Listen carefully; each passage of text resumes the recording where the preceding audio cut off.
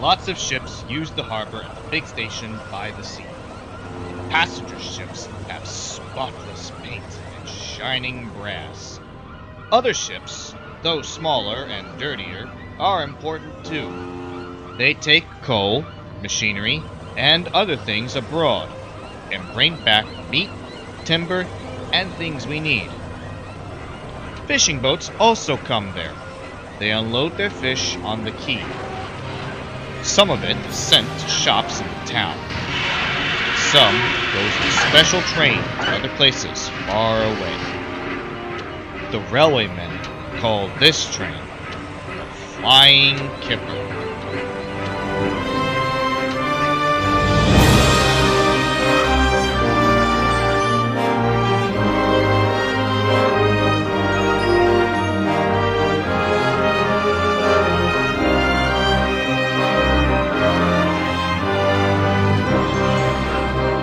One winter evening, Henry's driver said, "We'll be out early tomorrow. We've got to take the Flying Kipper." "Don't tell Gordon," he whispered. "But I think if we pull the Kipper nicely, the Fat Controller will let us pull the express." "Hurrah!" cried Henry excitedly. "That would be lovely."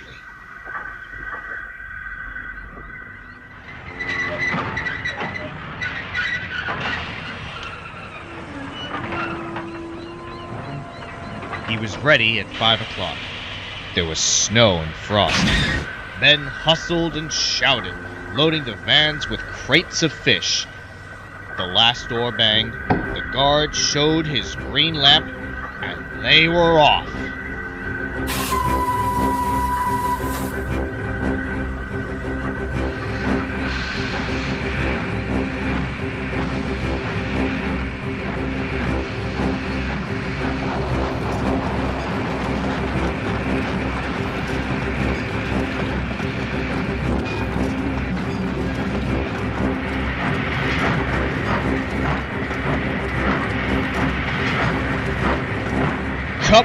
Come on, don't be silly, puffed Henry to the vans as his wheels slipped on the icy rails.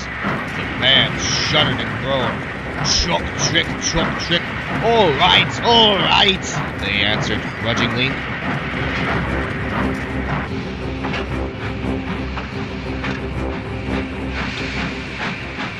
That is better, puffed Henry more happily as the train began to gather speed.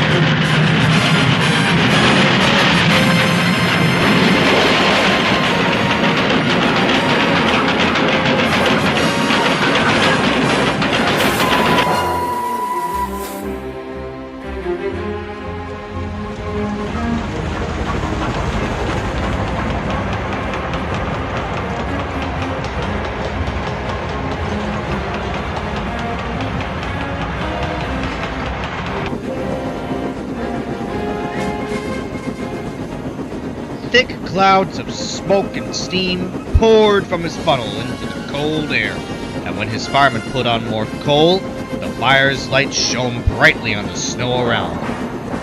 Hurry, panted Henry.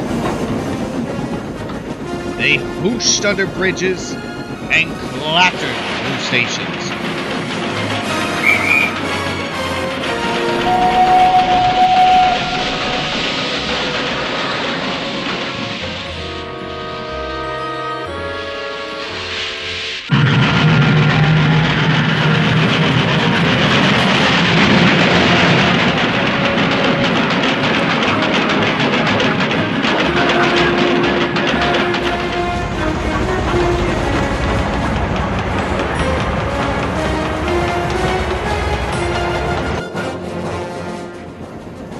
They were going well. The light grew better, and a yellow signal appeared ahead.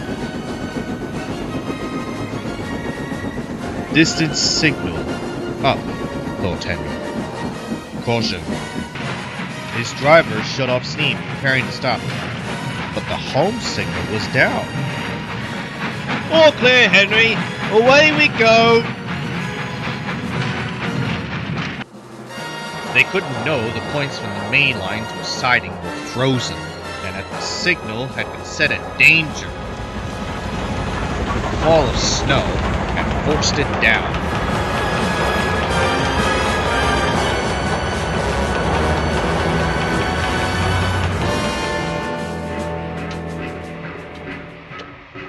A goods train waited in the siding to let the flying kipper pass.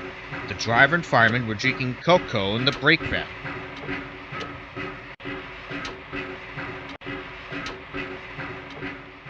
The guard pulled out his watch. "The kipper's due," he said.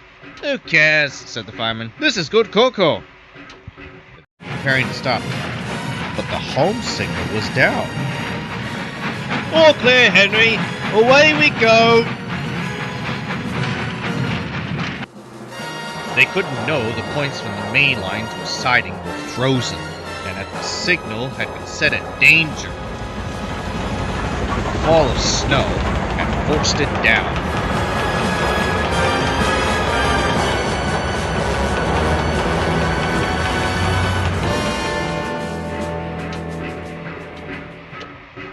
A goods train waited in the siding to let the flying kipper pass.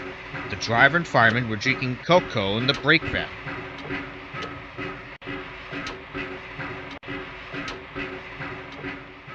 The guard pulled out his watch. "The kipper's due," he said. "Who cares?" said the fireman. "This is good cocoa." The driver got up. "Come on, fireman, back to our engine." "Hey, I haven't finished my cocoa yet."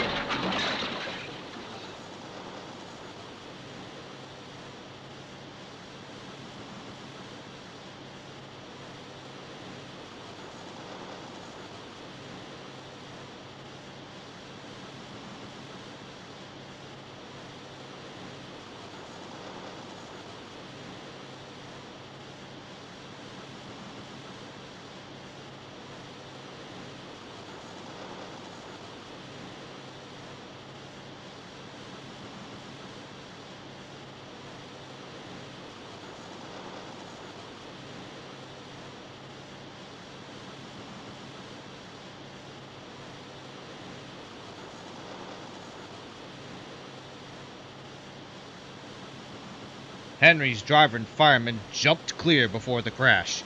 The fireman fell head first into a heap of snow, kicked so hard that the driver couldn't pull him out. Henry sprawled on his side. He looked surprised. "You clumsy great engine! The best cup of cocoa I've ever had, and you bump into me and spill it all!" "Never mind about your cocoa, fireman," laughed his driver. "Run and telephone the breakdown gang."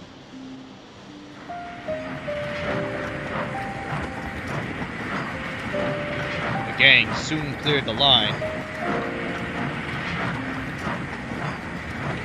but they had hard work lifting Henry to the rails.